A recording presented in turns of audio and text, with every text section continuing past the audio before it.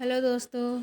आज मैं आपको राय की कहानी सुनाने वाली हूँ। राय की कहानी सुनना बहुत ज़रूरी है। राय की कहानी सुने बिना या राय का दान किए बिना हमारी आत्मा को मुक्ति और शांति नहीं मिल सकती। इसलिए सभी को मकर संक्रांति के दिन राय का दान और राय की कहानी ज़रूर सुननी चाहिए। राय की कहानी इस प्रकार है कि एक बड़ा गांव था। उसमें एक बुढ़िया माई रहती थी। उसके 7 बेटे और 7 बहुएं थी। बुढ़िया माई बहुत ही पूजा अर्चना करती थी, बहुत दान करती थी। गायों को चारा खिलाती थी, प्रतिदिन चिड़ियाओं को दाना डालती थी। हर दिन कोई न कोई पूजा अर्चना या भगवान का व्रत करती रहती थी। कोई भी वार ऐसा नहीं निकलता था जिस दिन बुढ़िया माई व्रत ना करती हो या भगवान के भजन ना करती हो। बहुत ही दानी थी बुढ़िया माई। ऐसे ही एक दिन पूजा अर्चना करते करते बुढ़िया माई की 100 दिन पूरे हो गए। वह भगवान के पास चली गई स्वर्गलोक में। जैसे जैसे वो भगवान के पास जा रही थी वैसे वैसे पहाड़ खड़े हो रहे थे राय के बड़े बड़े। तो वो उनको पार ही नहीं कर पा रही थी। जैसे पार करने की कोशिश करती दूसरा पहाड़ खड़ा हो जाता। एक पहाड़ के बाद दूसरा, दूसरे के बाद तीसरा, चौथे के बाद 5वां पहाड़। ऐसे राय के पहाड़ बार बार खड़े हो रहे थे। बुढ़िया माई परेशान होगी। परेशान होकर भगवान का नाम लिया। हे कृष्ण भगवान, मेरे साथ ये क्या हो रहा है? मैंने तो कभी कोई पाप नहीं किया। मैंने तो बहुत दान पुण्य और बहुत व्रत किए संसार के अंदर, फिर मेरे साथ ये समस्या क्यों आ रही है? तभी कृष्ण भगवान मुस्कुराते हुए प्रकट होते हैं।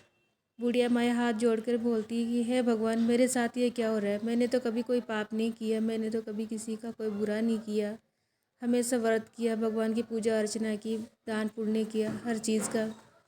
तभी कृष्ण भगवान मुस्कुराते हुए कहते हैं कि बुढ़िया माई, आपने सब कुछ दान किया, सब पूजा अर्चना की, पर आपने एक दान नहीं किया। तो बुढ़िया माई आश्चर्य से पूछती है कि भगवान वो क्या? तो भगवान बोलते हैं कि राय का दान नहीं किया माई आपने। तो बुढ़िया माई बोलती है कि अब इसका क्या उपाय है, ये भी आप ही बताइए भगवान।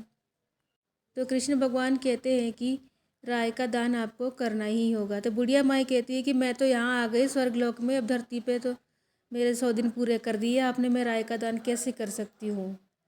तो आप मुझे 1 सवा महीने का टाइम दीजिए तो मैं वापस धरती पे जाऊँ और राय का दान करके आऊँ और कहानी सुनकर आऊँ। तो भगवान बोलते हैं चलो ठीक है, मैंने आपको 1 महीने का टाइम दिया, आप राय की कहानी सुन के आओ और राय का दान करके आओ।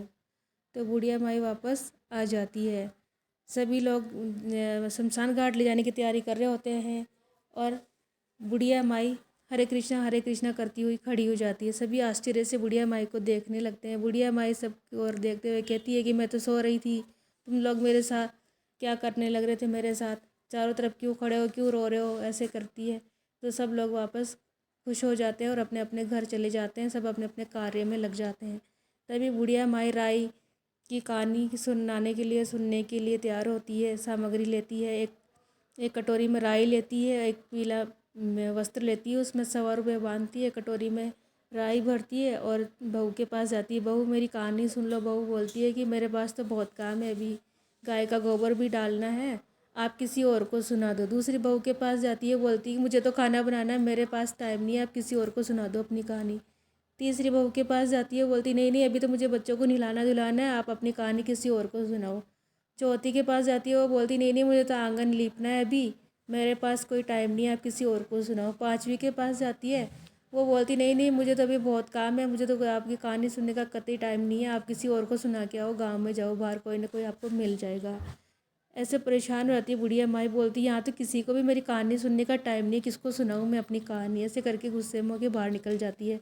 बाहर जाती है तो एक बुढ़िया माई बैठी होती है, वो बोलती है कि मेरी कहानी सुनोगी क्या तुम? तब बुढ़िया माई तैयार हो जाती है उस बुढ़िया माई की कहानी सुनने के लिए।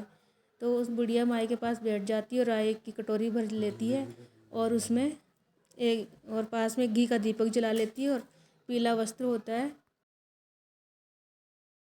ब्लाउज का पीला वस्त्र होता है, उसके अंदर 100 रुपये बांध लेती है और कहानी राय की कहानी सुनती है। ऐसे कहानी जब पूरी होते होते वो बोलती है कि भगवान, अब तो मैंने कहानी भी सुन ली, अब तो मेरी आत्मा को शांति दे दो, मुझे मुक्ति दे दो, मुझे मत परेशान करो। इतने में ही श्री कृष्ण भगवान ऊपर से रथ भेज देते। तो सजा धजा सोने का सा होता है, बहुत सुंदर सा रथ होता है। वो सीधे बुढ़िया माई के दरवाजे पे आके रुकता है। बुढ़िया माई को कृष्ण भगवान दिखाई देते हैं रथ में और बोलते हैं कि आओ आओ बुढ़िया माई आओ, आपके लिए ही है ये रथ। तो बुढ़िया माई भागी भागी जाती है, रथ में बैठ जाती है।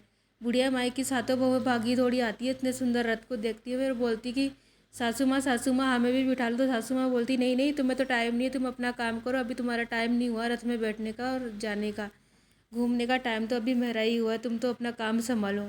जो कहानी सुनती होती है बुढ़िया माई, वो भी कहती है कि अरे मैंने तो तेरी कहानी का हुंकारा भरा था, मैंने तो तेरी कहानी सुनी थी, मुझे क्यों छोड़ के जा रही है, मुझे तो लेके चल।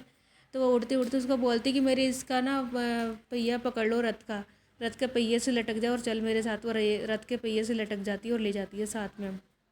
आगे जाती है, जैसे जैसे चलती जाती है, वन के अंदर एक अहिल्या वन होता है, उसमें जैसे ही वो रथ थोड़ा सा टकरा जाता है, टकराते ही एक महिला बन जाती है सुंदर सी नारी। वो चिल्लाने लगती है अरे अरे मुझे ले चलो यहाँ से, मैं अकेली नारी जंगल में क्या करूँगी।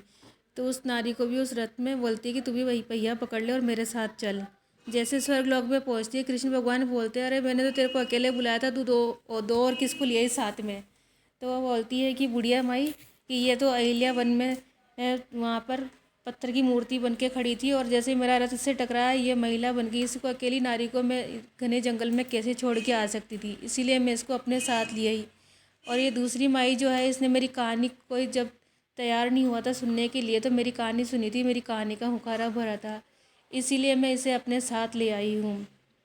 तो सबको अपने साथ ले आई। तो कृष्ण भगवान कहते हैं अपने दूत से कि इनको मोक्ष दो और इनकी आत्मा को शांति दो, ऐसे करके बोलते हैं। तो सब उनको उनकी आत्मा को शांति और मोक्ष देते हैं। हे ईश्वर, हे कृष्ण भगवान, हे नाथ, मेरी कहानी को जिसने भी सुना है, जिस किसी ने भी हुकारा दिया है, उनकी सबकी आत्मा को शांति देना, सबको मोक्ष देना। और इस कहानी को ये अधूरी है तो पूरी करना, पूरी हो तो परवान चढ़ाना। लपसी की, तपसी की, आटू की, चाटू की, खाटू की, तुलसी की, धरती की, जितनी भी कहानियाँ धरती पे बनी हो, उन सब कहानियों को संपूर्ण मानना मेरी इस कहानी के साथ में। जय श्री कृष्ण। वो एक कटोरी जो राई थी वो मंदिर में चढ़ा देनी है, और जो पीले वस्त्र में 100 रुपये बांधा था वो भी मंदिर में चढ़ा देना है। कटोरी से ही राई चढ़ानी है। और भगवान कौन से मंदिर में चढ़ानी है? राधा कृष्ण वाले मंदिर में चढ़ानी है, ताकि आपके मन में कोई भी क्वेश्चन ना रहे, इसलिए मैंने आपको बता दिया है। और फिर भी आपके मन में कोई ऐसा क्वेश्चन होता है कि नहीं समझ में आया कुछ भी, तो आप मुझे कमेंट करके पूछ सकते हैं कोई भी बात। मेरे चैनल को लाइक करें, सब्सक्राइब करें, शेयर करें। कहानी बहुत अच्छी लगी हो तो अच्छे अच्छे कमेंट करें। मेरे वीडियो को देखने के लिए, कहानी को सुनने के लिए धन्यवाद। श्री कृष्ण आपको सुख समृद्धि प्रदान करें।